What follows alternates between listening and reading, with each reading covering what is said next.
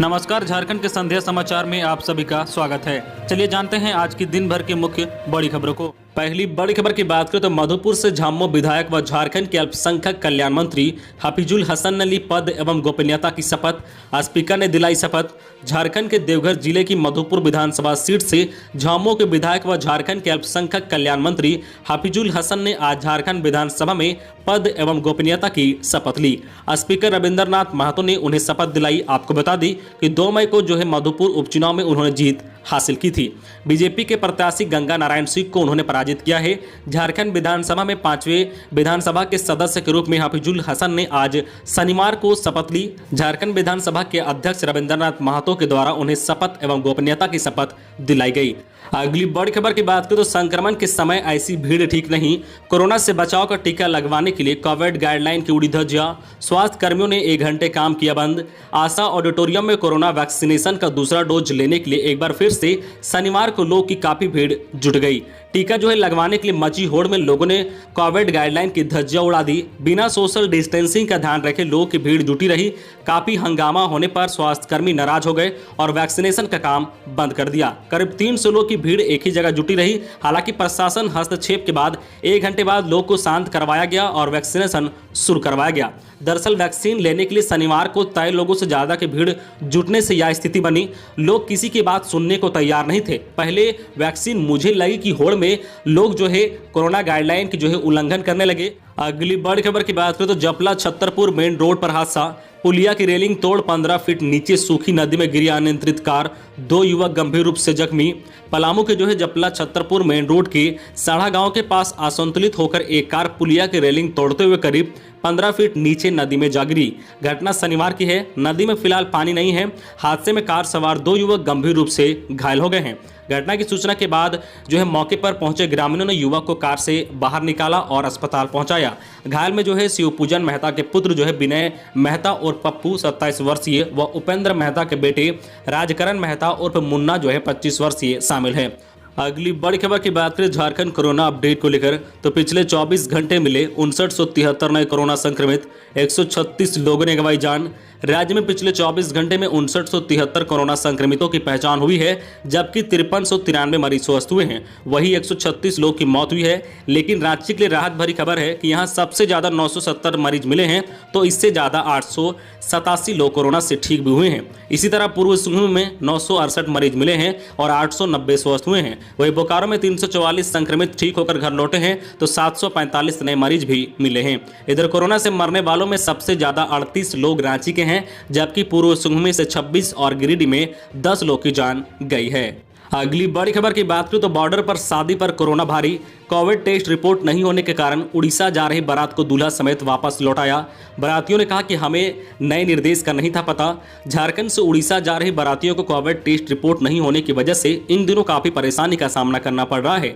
Jharkhand Orissa border पर उड़ीसा प्रशासन द्वारा बारातियों को ये कहते हुए वापस लौटाया जा रहा है कि कोविड टेस्ट रिपोर्ट पहले दिखाइए, जबकि बारातियों को इसकी जानकारी ही नहीं है कि प्रमाण पत्र भी लेकर जाना है। समय पर शादी संपन्न हो सके, इसके लिए बाराती दूसरे रास्ते उड़ीसा जाने की जुगत लगा रहे हैं या फिर शादी की डेट आगे बढ़ाने की प्लानिंग कर रहे हैं। ताजा मामला झारखंड उड़ीसा बॉर्डर पर शनिवार को देखने को मिला। यहां तैनात उड़ीसा प्रशासन की टीम द्वारा गोवा से उड़ीसा के कुलदीबाग जा रहे 13 बारातियों को कोरोना जांच रिपोर्ट नहीं होने की वजह से वापस लौटना पड़ा। वहीं मिश्रा थाना की पुलिस निरीक्षक विनीता मांझी ने सरकारी नियमों का पालन करने की बात कहते हुए बारातियों और दूसरों लोग को कोरोना नेगेटिव रिपोर्ट या वैक्सीनेशन संबंधित दस्तावेज साथ लाने की बात कही है। अगली बड़ी खबर की बात करें तो कोरोना महामारी लील रही है जिंदगियां। एक के बाद एक कई हस्तियों का हो रहा है निधन। कोरोना की महामारी लगातार डरावनी होती जा रही है। मौत का सिलसिला जारी है। रांची जिला प्रशासन की ओर से जारी किए गए आंकड़ों के अनुसार पिछले 24 घंटे में 38 लोग की मौत हुई है। लगातार एक एक कर अलग अलग क्षेत्रों की हस्तियों के निधन की सूचना आ रही है।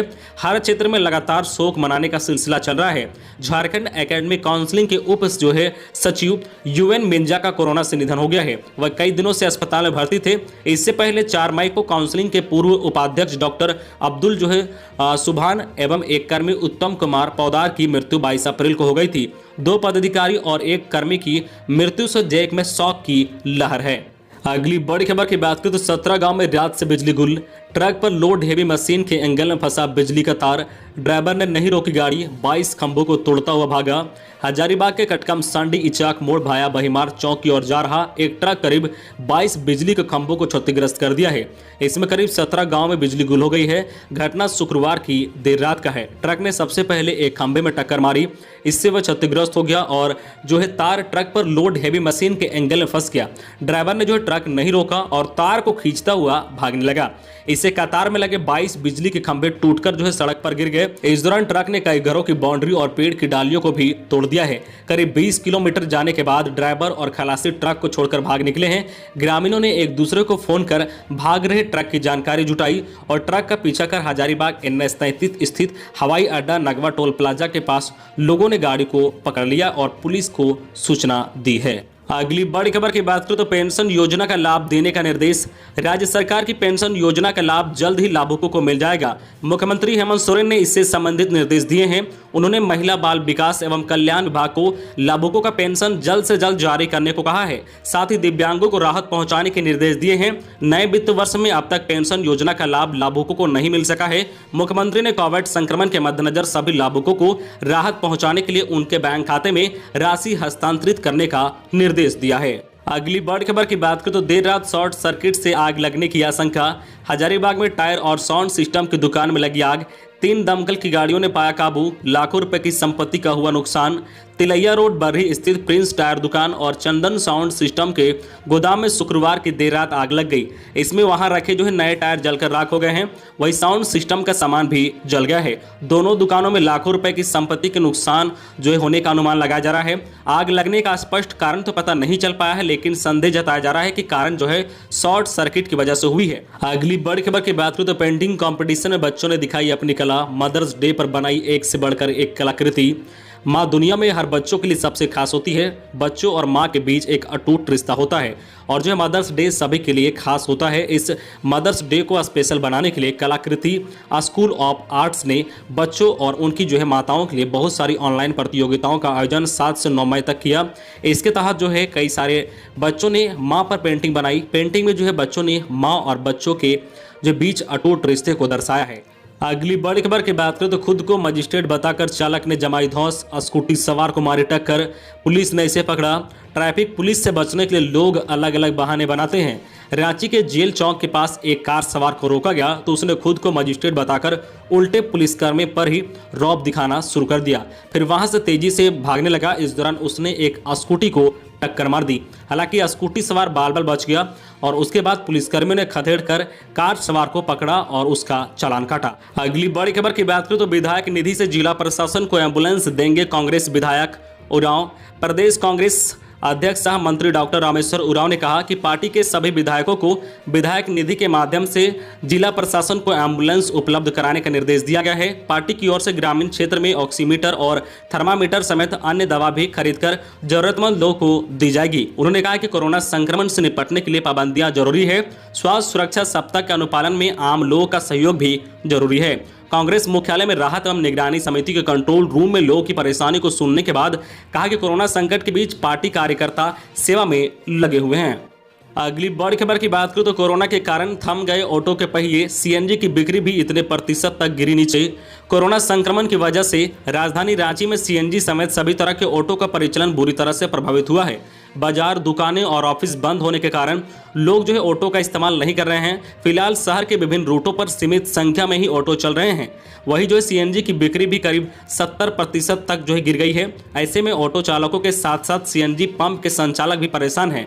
राजधानी रांची के शहरी क्षेत्र के आसपास के इलाकों में कुल 4 पेट्रोल पंपों पर सीएनजी की बिक्री होती है।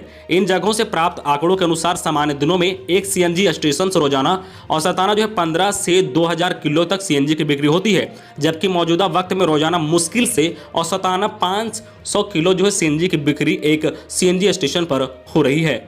तो ये थी आज की झारखंड की टॉप बड़ी खबरें। इसी तरह झारखंड की हर छोटी बड़ी खबर देखने के लिए आप हमारे चैनल न्यूज झारखंड चैनल को सब्सक्राइब करके बेल आइकन प्रेस कर दीजिए, जिससे आपको झारखंड की हर छोटी बड़ी खबर का अपडेट आप तक पहुंचता रहे। तो आज के लिए बस इतना ही। हमें दीजिए इजाजत, फिर मिलते हैं नेक्स्ट न्यूज में।